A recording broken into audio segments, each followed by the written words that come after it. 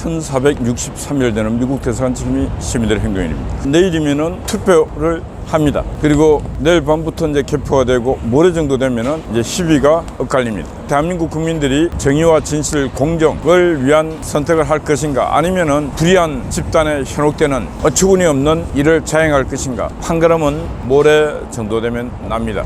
근데 예측에 보건대 대한민국 국민들 정치 의식 수준이 제정신이 아닐 정도로 상당히 문제가 있습니다. 왜 그러냐? 어떻게 되든 간에 대한민국 법정에서 실형을 선고받고 원래 힘이 없고 백 없는 사람들 같으면 이미 감옥에 있어야 되는데 실형을 2년이나 선고를 하면서 법정 구속을 안 시킨 판사들 보면은 심각한 문제가 있다. 입법부, 사법부 할 것 없이 심각한 문제가 있습니다. 입법부, 사법부만 문제인가? 행정부는 문제가 없는가? 아니면 또 다른 권력의 또 다른 기구, 언론, NGO, 기타 등등 권력 기구들을 보면은 대한민국 국가와 국민을 위해서 뭔가 일을 한다, 이런 걸 볼 수가 있는 기관은 거의 없습니다. 행정 권력 하나는 국민의 심판으로 윤석열 대통령이 취임해 있지만은 행정 권력들도 썩을 대로 썩어 있다. 공무원들이 노조를 만들고 집단 이기주의화 되어서 공무원들도 잘하나 못하나 그냥 시간만 흘러가면은 정년까지 거의 보장이 됩니다. 그러니까 지금은 국민 두려워하는 인간들이 별로 안 보인다. 이승만과 박정희 시대 그 두 분의 위대한 지도자가 만든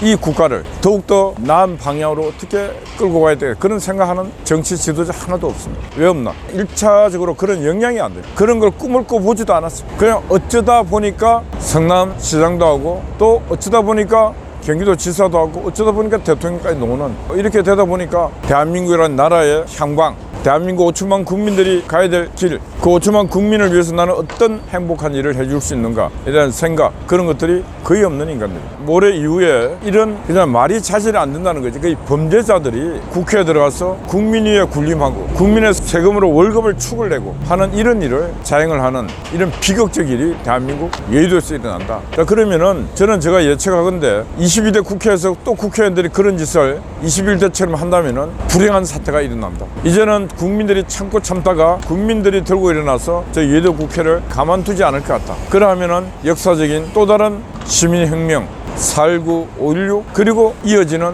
역사에 기록될 시민혁명이 일어날 것 같다. 정치 권력을 가진 자가 정치적 독재를 해서 국가를 살리고 국민을 살린다면 몰라도 이들은 국가와 국민을 살릴 역량 자체가 안 되기 때문에 자신들의 일신을 위한 타락된 길을 걸어갈 수밖에 없습니다. 이미 예측되고 다 보입니다. 그래서 국민들이 이제는 참고 참다가 도저히 안 되겠다. 나를 불태워서라도 이 나라를 바로잡아야 되겠다.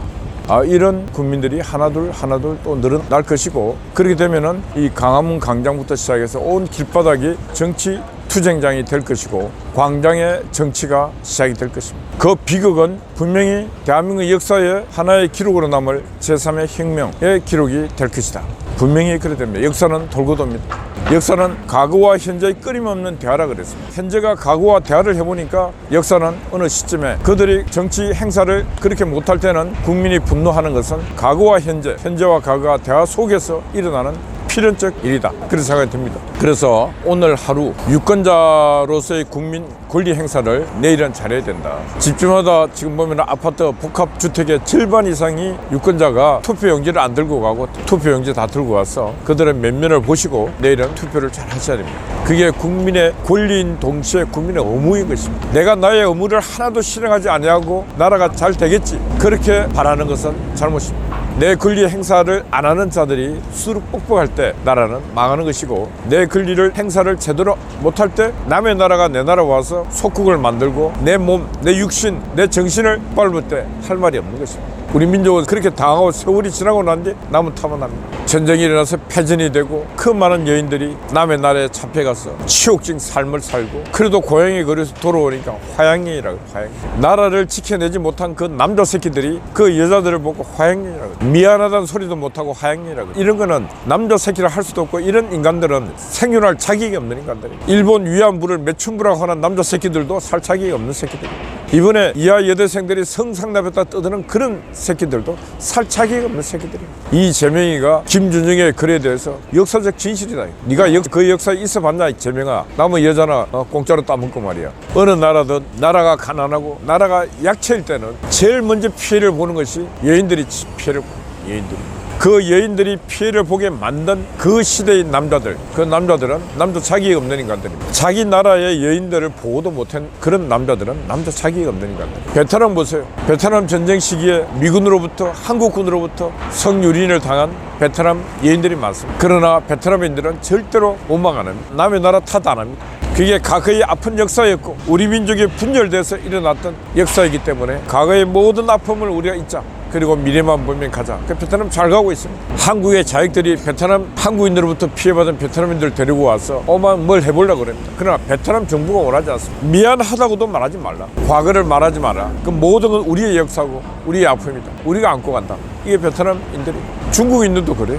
북한도 일본을 상대로 뭐 그런 소리 안 해요. 꼭 이 한국 땅에 있는 이 못난 불알찬 놈들이 매일 떠들고 있는 일들이 바로 그런 일들입니다. 참으로 불쌍한 영혼을 가진 인간들. 김준혁이 같은 인간은 진짜 불쌍한 영혼을 가진 비극적인 인간입니다. 저런 인간이 푸른 옷을 입고 기호 1번 찍어주십시오 하고 있는, 그리고 거기에 현혹되는 많은 국민들 보면 안타깝습니다. 안타까워요. 그래서 모든 게 보면은 옆에서 지켜보면은 훈수 뜨는 사람은 그래도 눈에 보이는 게 많이 보이는데 양쪽도 안타까워요. 그런 범죄자들과 제대로 싸우지 못하는 국민의힘당에 있는 저 무능한 사람들을 볼 때도 안타깝고, 또 국민을 바보 취급하면서 속이고 또 속이는 저런 인간들을 보면 더 분노하고, 그러면 이걸 고쳐주고 이걸 정리해 줄 사람은 어디 있는가?